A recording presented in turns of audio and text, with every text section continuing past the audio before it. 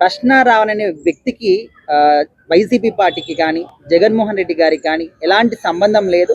In fact దీని వెనకాల నందమూరి బాలకృష్ణ గారు, నారా లోకేష్ గారు, సిబిఎన్ గారు ఉన్నారని చెప్పేసి ఒక మాట అన్నారు. సో ఇందులో ఎంతవరకు వాస్తవాలు ఉన్నాయంటారు? ఇప్పుడు వైఎస్ జగన్మోహన్ రెడ్డి గారు కానీ వైసీపీకి కానీ ఎటువంటి సంబంధం లేదని చెప్పేసి చెప్పడానికి ఆయన దగ్గర ఉన్న ప్రూఫ్స్ ఏంటి?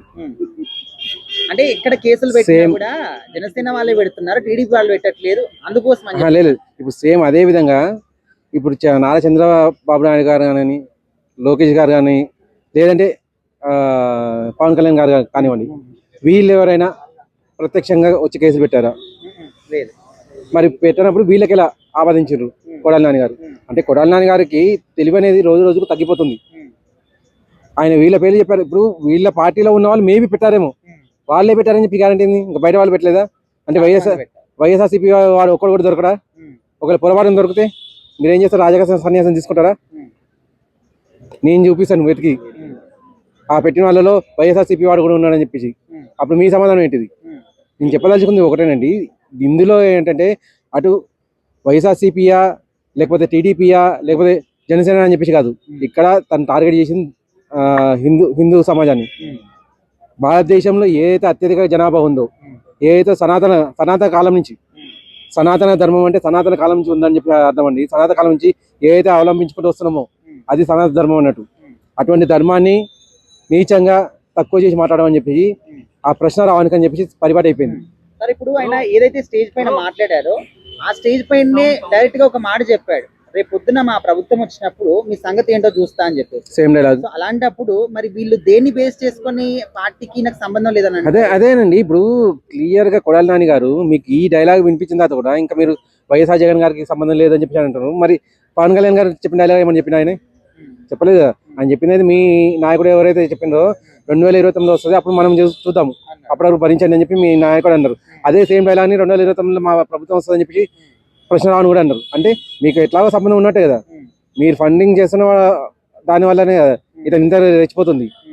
ఏదున్నా కానీ తను చేస్తుంది అయితే ఖచ్చితంగా తప్పేనండి. ఇంకోటి ఇప్పుడు కొత్తగా ఎన్ఐఏ అనేది ఇందులోకి వచ్చింది. ఎన్ఐఏ వచ్చింది అంటే ఖచ్చితంగా దేశ భద్రతకు ముప్పు ఉంది అని చెప్పేసి అర్థం. దేశ భద్రతకు ముప్పు అనేది ఉంటేనే ఎన్ఐఏ అనేది ఎంటర్ అవుతుంది. వాడు ఎవడైనా కానీ వాడి ఇంటరాగేషన్లోనే నెలల లోపల తీసుకుంటుంది, బెయిల్ కూడా రాదు ఆ ఇంటరాగేషన్ మొత్తం పూర్తిగా అయ్యేంత వరకు. సో ఈ ప్రశ్న రావడం అనేది ఎంత దేశద్రోహి అనేది మనకు ఇంకో నెల రోజుల్లో తెలియబోతుంది అన్నట్టు. ఇప్పుడు పోలీసులు ఆయన ఫోన్ ని సీజ్ చేస్తారు, అయితే అందులో డాటా అంతా కూడా డిలీట్ చేసిన తర్వాత ఆయన ఇచ్చాడంట పోలీసులకి. అయితే వీళ్ళు ఫోరెన్సిక్ ల్యాబ్ కి పంపించారనమాట డాటా అంతా రికవరీ చేయడానికి.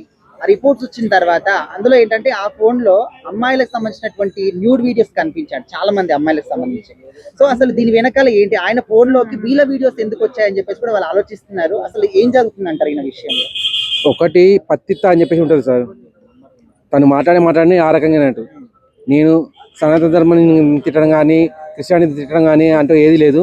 నాకు ఎక్కడ తప్పు కనిపిస్తే నేను అక్కడ తిడతా అని చెప్పి అంటాడు. కానీ తను చెప్పేది ఎప్పుడున్నా కానీ సనాతన ధర్మాన్ని మాత్రం తిడుతుంటాడు. నేను నాస్తికుని అని చెప్పి అంటాడు, కానీ కవరింగ్ చేసేది మొత్తం క్రిస్టియానిటీని.